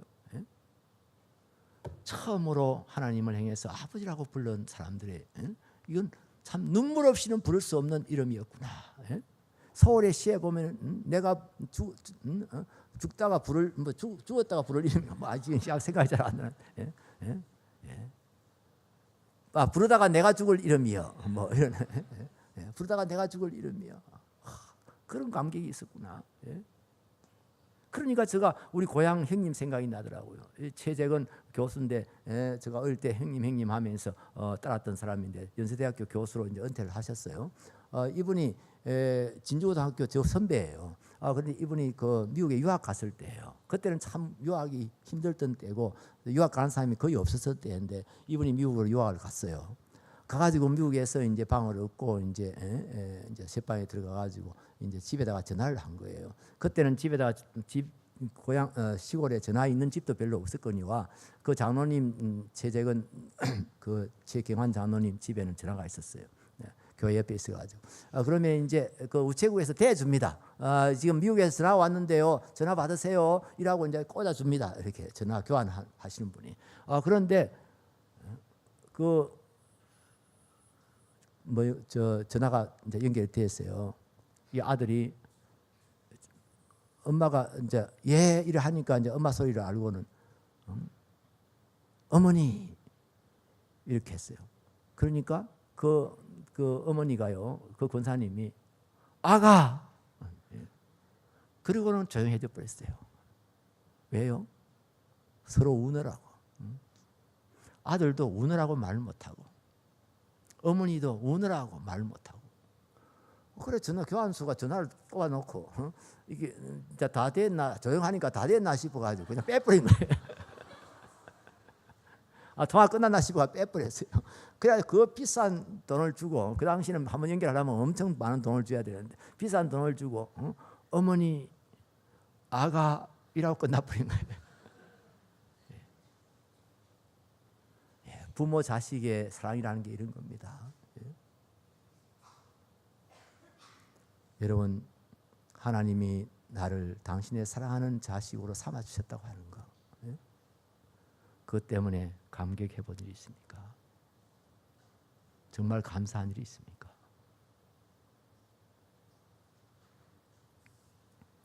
이러다가 저녁 밤 되겠네요. 셋째 대지로 가야 되겠습니다. 세 번째로 우리가 구원받았다는 것은요, 우리가 영생을 얻었고 하나님의 나라가 우리에게 기업으로 주어졌다는 것입니다.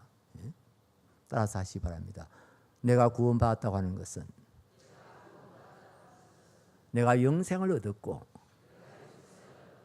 하나님의 나라가 나에게 기업으로 주어진 것입니다. 그렇습니다. 요한복음 5장 24절 말씀. 요한복음 5장 24절 말씀.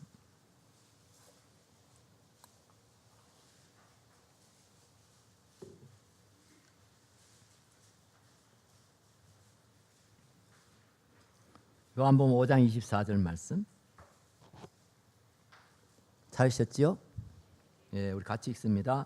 내가 진실로 진실로 너희에게 이르노니 내 말을 듣고 또 나 보내신 이를 믿는 자는 영생을 얻었고 심판에 이르지 아니하나니 사망에서 생명으로 옮겼느니라. 우리는 아멘을 늘 뒤에 합니다만 우리 예수님께서는 아멘을 먼저 하시는 경우가 많아요. 여기 보면은 진실로 진실로 이 말이 아멘 아멘이라는 말입니다. 뭘 특별히 강조하실 때 예수님 하시는 말씀이에요. 너희에게 이르노니 내 말을 듣고 또 나 보내신 이를 믿는 자는 영생을 얻었고 앞으로 얻을 것이다가 아니고 얻었고 심판에 이르지 아니하나니 사망에서부터 생명으로 옮겨졌다. 지옥에서부터 천국으로 옮겨졌다 그 말이에요. 14장 1절요.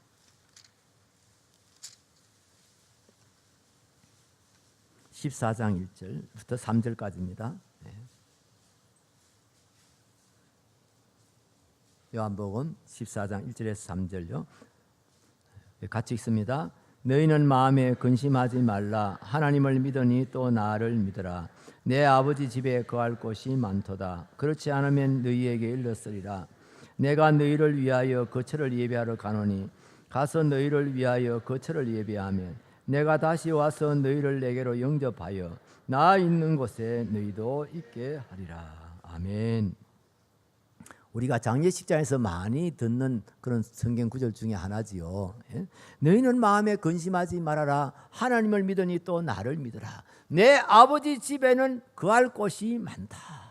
내가 너희를 위하여 처소를 예비하러 간다. 거처를 예비하러 간다. 가서 준비가 되면 내가 다시 와서 너희를 내게로 영접하여 나 있는 곳에 너희도 있게 하겠다. 예수님이 계신 곳, 우리 아버지가 계신 곳이 어디입니까? 거기가 바로 천국 아닙니까? 거기가 바로 하나님의 나라 아닙니까? 예? 그렇습니다. 우리 구원을 받았다는 것은 우리가 하나님의 자녀가 되고 영생을 얻은 것이고, 그리고 우리의 영원한 거처가 주어졌다는 겁니다. 예? 영원한 하나님의 나라가 우리에게 주어졌다는 것입니다. 예? 제가 얼마 전에 자다가 아이고 이러다가 심장이 멈추는 것이 아닌가 뭐 이런 생각이 확 드는 순간이 있었어요. 그날 어느 교회 수련회 가서 설교하고 제가 사실 이렇게 막 열심히 막 고함 지르고 이러면 안 돼요. 제가 이 부정맥이 있어가지고요. 어쩌다가 섣불 수도 있으니까요. 그런데 하여튼 뭐 그날 설교를 하고 와서 누웠는데 힘이 쫙 빠지면서 식은땀이 쫙 흐르고 심장이 멎을 것 같은 그런 생각이 들더라고요. 그러면서 이제 나중에 맞아 뭐 죽으면 천국 가지. 또 이렇게 해서 천국 가는 게 얼마나 좋아.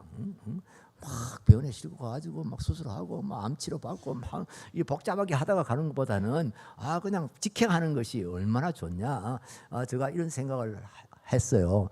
그러면서 제가 한 가지 더 생각한 것이, 저도 이제 나이가 들었으니까요.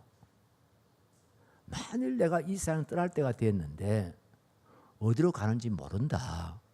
한번 그렇게 상상을 한번 해봤어요. 그러면 어떨까요? 얼마나 쓸쓸할까? 얼마나 허무하고 무상할까? 제가 그런 생각이 들더라니까요. 여기 뭐 저보다 어른 되신 분들이 많아서 제가 죄송합니다만은 70밖에 안 된 사람이 이런 소리 해서 미안합니다만은 세상 떠날 때가 다 됐는데 어디로 가는지 모르겠어.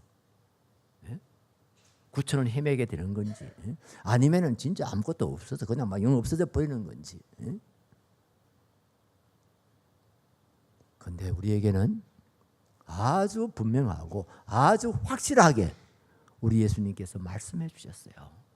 나 있는 곳에 너희도 있게 하겠다. 내가 다시 와서 너희를 내게로 영접하여 나 있는 곳에 너희도 있게 하겠다. 여러분, 내 세관에 있어서는요, 기독교만큼 분명한 종교가 없습니다. 이 기독교의 내세관이 왜 이렇게 분명하냐 하면 예수님께서 말씀을 직접 많이 말씀하시기 때문에요. 그랬어요. 다른 사람들이 말씀을 하고 사도들이 말을 하고 예수님 말을 안 했으면은요, 진짜 천국이 있나 뭐 이런 생각도 혹시 할 수 있을지도 몰라요. 그런데 지옥과 천국에 대해서는 예수님께서 가장 많이 말씀하셨어요. 가장 분명하게 말씀하셨어요. 여기는 의심할 수가 없어요. 그런데요, 참 희한하게도 예수 믿는 사람들 중에 천국과 지옥을 안 믿는 사람들이 한 15%쯤 된다고 그러죠. 이 한미준에서 통계낸 거예요. 우리나라. 예수 믿으면은 천국 안 믿을 수가 없어요. 예수님이 가장 많이 말씀하시고 예수님이 가장 약속을 분명하게 하시기 때문에요. 우리는 갈 곳이 있습니다. 우리를 기다리는 것이 있습니다. 우리 하나님 아버지 집이 우리의 영원한 집입니다. 아브라함은 이 집이 있는 줄 알았기 때문에 자기가 부자가 되고 난 후에 자기 고향으로 돌아가려면 얼마든지 돌아갈 수 있었을 것이지만은 그는 더 나은 본향을 사모하고 그 자기 고향으로 돌아가지 않았다고 히브리서 11장에서 말씀을 하고 있어요. 그는 천국을 바라보면서 하나님 나라를 바라보면서 늘 살았던 사람이에요. 우리도 마찬가지예요. 우리에게는 하나님 나라가 소망이에요. 천국이 소망이에요. 이왕 시간은 갖고요, 이 이야기는 안 하고 넘어갈 수가 없어서 하겠습니다. 제가 한 20년 전에 그 월간조선을 구독을 했는데요. 월간조선을 왜 구독을 했냐 하면 그때 유명한 종교인들, 불교든지 천주교든지 기독교든 유명한 종교인들의 인터뷰가 실렸어요. 계속 조영기 목사님도 실렸고 또 뭐 그 김수환 추기경도 실리고 성철 스님도 실리고 해서 유명한 종교인들, 기독교를 막는 뭐 물론 하고 그런 분들의 인터뷰가 실렸기 때문에 제가 그걸 보고 싶어서 그걸 쭉 봤는데요. 언젠가 해암 스님이라는 분의 인터뷰가 실렸어요. 이 해암 스님은 저 충청도 덕숭산이라고 하는 산 밑에 있는 수덕사라는 절의 그 조실이었습니다. 조실이란 말은 무슨 법적인 직책이 아니고요. 그 절에 제일 어른을 갖다가 조실이라고 그랬어요. 우리 같으면 뭐 원로 목사님, 원로 장로님 아마 이런 뜻이겠죠.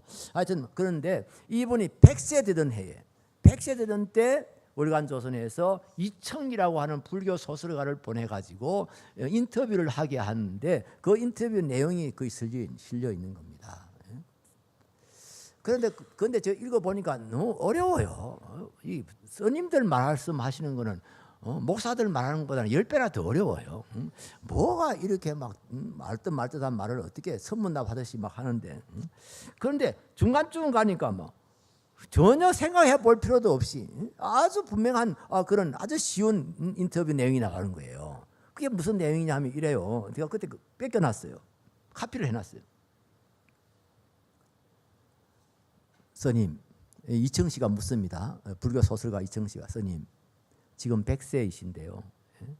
사람은 생로병사의 과정을 거쳐서 이 세상을 떠나지 않습니까? 사람이 이 세상을 떠나면 어디로 갈까요? 이 질문을 했어요. 그랬더니 글쎄 그게 문제라. 온 곳을 모르니 갈 곳을 누가 아나. 이래서 이청씨가 아마 놀랐을 거예요. 스님 100세이신데요. 물론 지금 건강 보니까 오래 더 사실이라고 생각합니다만은 사실은 그분이 1년밖에 더 못 살았어요. 101세에 돌아가셨어요. 그런데 100세시면은 아무래도 다른 사람들보다는 일찍 세상을 떠난다고 할 수가 있는데 스님은 세상을 떠나시면 어디로 가십니까? 나도 몰라서 연구 중이네. 또 놀랐어요. 그래서 자기도 모르게 나온 말이 그러면 만공 스님은 어디로 가셨을까요? 만공 스님은 해암 스님의 선배고 또 스승입니다. 얼마 전에 만공 스님이 별세하셨는데 만공 스님은 어디로 가셨을까요? 이랬더니 이렇게 대답을 해요. 야 이 사람아, 내가 갈 곳도 모르는데 만공이 어디 갔는지 누가 아나? 내가 그걸 읽는 순간에 이거 치매다 이런 생각이 들었어요. 이 스님이 100세가 돼야 치매가 걸렸구나 이랬는데 치매가 아닌 것은요. 아니라고 확실하게 정언을 자기 스스로 하는 것은요. 그 말 하고 난 후에 그렇게 되어 있어요. 또렷한 소리로 아래와 같이 열반송을 읊었다. 네. 또렷한 목소리로 아래와 같이 열반송을 읊었다. 열반송이 뭐냐 하면은 대개 이제 그 스님들이 유언처럼 남기는 노래예요. 열반송이니까 우리 같으면 천국 소망 찬송 같은 거라고 할 수가 있겠죠. 마지막으로 제가 남기는 유언처럼 남긴 노래예요. 그런데 그게 이렇게 되어 있습니다. 생불지례처 사불지거처 운변탈토 향하지 나길기영 공자명. 저는 뭐 전혀 모르는 뜻이에요. 그런데 다행히 번역이 되어 있어요. 밑에. 살아서 온 것을 모르고 죽어서 가는 것을 모른다. 구름 밖으로 달아난 토끼 어디로 갔는지 누가 아는가. 저문 날 줄인 매 홀로 온다. 다시 말합니다. 살아서 온 것을 모르고 죽어서 가는 것을 모른다. 구름 밖으로 달아난 토끼, 이것은 이미 세상을 떠난 사람들을 말합니다. 구름 밖으로 달아난 토끼들은 이미 이 세상을 떠난 사람들 어디로 갔는지 누가 아나. 저문 날, 날이 저물었습니다. 물론 자기가 나이가 100세니까 인생이 저물었죠. 저문 날 줄인 매가 사냥을 못 해가지고 배가 고픈 매라는 이야기예요. 배가 고픈 매. 그러니까 자기가 아직도 어디로 가는지를 몰라서 도를 깨닫지 못해가지고 자기가 영적으로 굶주려 있다는 말이에요. 줄인 매 같은 신세란 말이에요. 줄인 매가 사풍이 있는 나무가지에 홀로 앉아서 울고 있다. 이게 그분이 남긴 열반송이에요. 저명한 스님입니다. 그분이 아주 이 열반송을 통해서 자기는 천국과 지옥을 모른다는 이야기고, 좀 더 다른 말로 하면은 불교에는 천국과 지옥이 없다는 거예요. 천국과 지옥이 없다는 말을 이청씨가 2013년도에 했더라고요. 이 사람은 불교 소설을 30편이나 쓴 사람이에요. 불교계의 대가예요, 이분이. 이분 자기 말로는요, 이 세상에 있는 유명한 스님들 가운데 자기가 인터뷰하지 않은 스님들이 없다는 거예요. 그런데 그 스님들 인터뷰를 해보면은 말 들을 때는 뭔가 있는 것 같은데 집에 와서 생각하면 아무것도 남은 것이 없다는 겁니다. 허망하다는 겁니다. 그래서 이분이 자기가 인생을 어디서 와서 어디로 가는지를 알고 싶어가지고 자기 고향이 저 포항 근처인데요. 포항에서부터 지금 용인에 살고 있습니다. 제가 살고 있는 용인에 살고 있는 용인까지 걸어서 그러니까 그걸 뭔 수도인지 하여튼 걷는 수도예요. 그러면서 인생을 어디로 와서 어디로 가는가. 책상 앞에 앉아서는 알 수가 없다. 그러면서 걸으면서 해봐야 도를 깨달을까 싶어가지고 자기가 포항에서부터 출발해가지고 용인까지 계다리 벗짐 하나 짊어지고 걸어서 그렇게 도를 닦으면서 올라왔습니다. 그것을 이제 신문 기자가 조선일보 기자가 만나가지고 인터뷰한 기사가 실렸어요. 그래서 그 기자가 묻습니다. 그럼 돌 깨달은 게 있습니까? 이러니까 아무것도 깨달은 게 없다는 겁니다. 그럼 어쩔 겁니까? 그러면 이 선생님은 어쩔 겁니까? 이랬더니 그 대답이 그래요. 내가 이 세상을 떠날 때가 다 돼 간다 싶으면은 나는 히말라야로 가든지 아니면은 사하라 사막으로 갈 것입니다. 거기에서 나는 자진할 겁니다. 자진한다는 말은 자살한다는 말이 다른 말이에요. 그냥 거기서 그냥 자살해서 죽을 거라는 이야기. 사라져 없어지겠다 이 이야기예요. 그리고 그 해에 2번이나 인터뷰가 나왔어요. 중앙일보인지 문화일보인지 제가 지금 기억 안 나는데 조선일보에 그 인터뷰하고 난 후에 또 한 달 후인가 문화일보인가 중앙일보에 인터뷰를 했는데 거기에는 아주 노골적으로 이야기해요. 불교에는 지옥도 천당도 없습니다. 기자가 놀래가지고 그러면 열반과 극락은 뭡니까?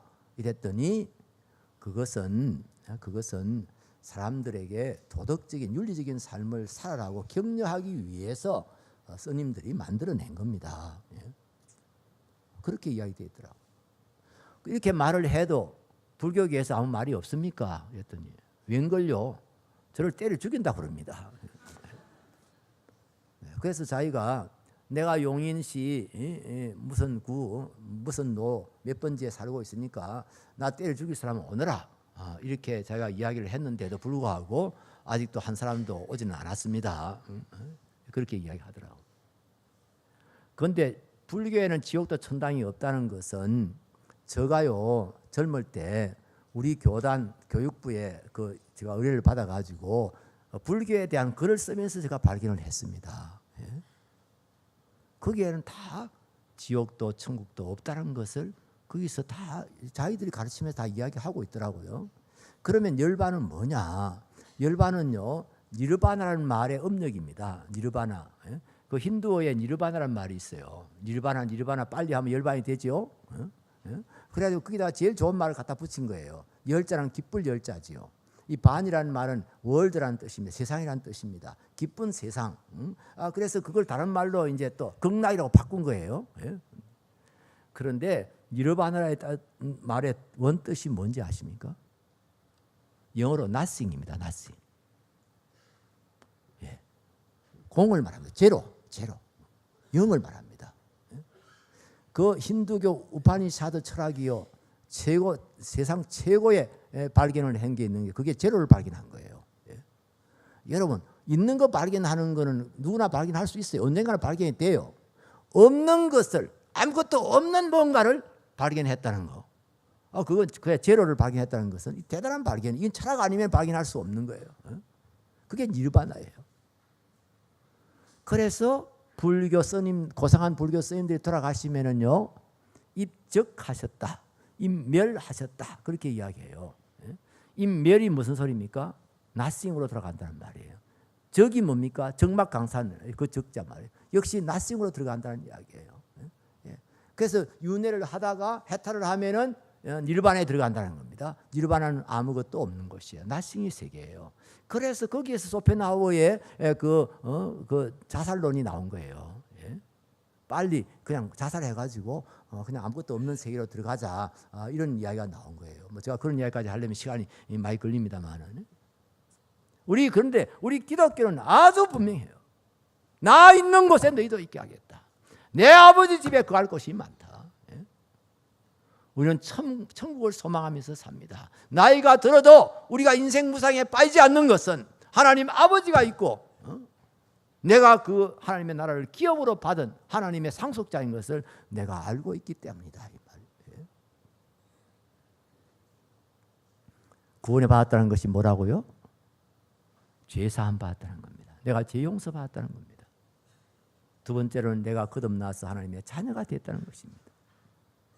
세 번째로는요, 내가 영생을 얻었고 하나님의 나라가 기업으로 주어진 바, 기업으로 하나님 나라를 기업으로 받았다는 겁니다. 이런 은혜가 어떻게 왔다고요? 예수 그리스도의 성령으로 말미암아 이루어진 일입니다. 우리가 어떻게 이 은혜를 받게 됐냐고요? 예수 그리스도 앞에 우리의 죄를 자백하고 회개하고 십자가의 보혈 공로를 우리가 믿을 때 우리에게 이런 놀라운 은혜와 축복이 주어진다고 하는 것입니다. 하나님 앞에 감사하며 사시기 바랍니다. 정말 그 은혜를 발견하고 감사하면서 사시기 바랍니다. 주님 앞에 나올 때마다 주님 주시옵소서 기도 이제 조금 덜 하고요. 조금 그 좀 생략 좀 줄이고요. 막 주시옵소서 주시옵소서란 말이 막 찌그러질 정도로 막 주시옵소서 막 이랬었는데 그런 말은 좀 줄이고요. 하나님 감사합니다. 하나님 감사합니다. 미국 가면은 서양 가면은요 확 다른 게 있습니다. 가자마자 확 다가오는 게 있습니다. 그 사람들은요 이 땡큐라는 말을 그야말로 일상적으로 용을 씁니다. 그냥 옆에서 뭐 길만 조금 이렇게 조금 이렇게 비켜줘도 땡큐.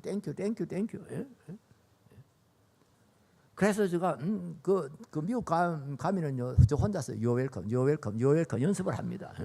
땡큐 하는데 나는 뭐 그동안에 그런 길이 안 들어가지고 그냥 아무 말도 안 하고 진행할 때가 많거든요. 그래서 그 사람들 땡큐 하면 요웰컴 천만에 이제 그 말입니다. 이 미국 문화, 서양 문화가요 왜 땡큐 문화입니까?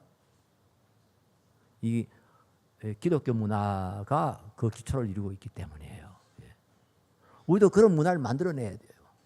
우리 한국 교회도 이런 문화를 만들어내야 돼요. 땡큐 문화를 만들어내야 돼요. 감사 문화를 만들어내야 돼요. 하나님께 감사하는 그런 그 훈련을 받아가지고 서로에도 감사하는 거예요. 조금만 뭐 물 한 잔 줘도 감사합니다. 뭐 길 좀 비켜줘도 감사합니다. 뭐 감사합니다. 감사가 우리의 생활화 돼야 돼요.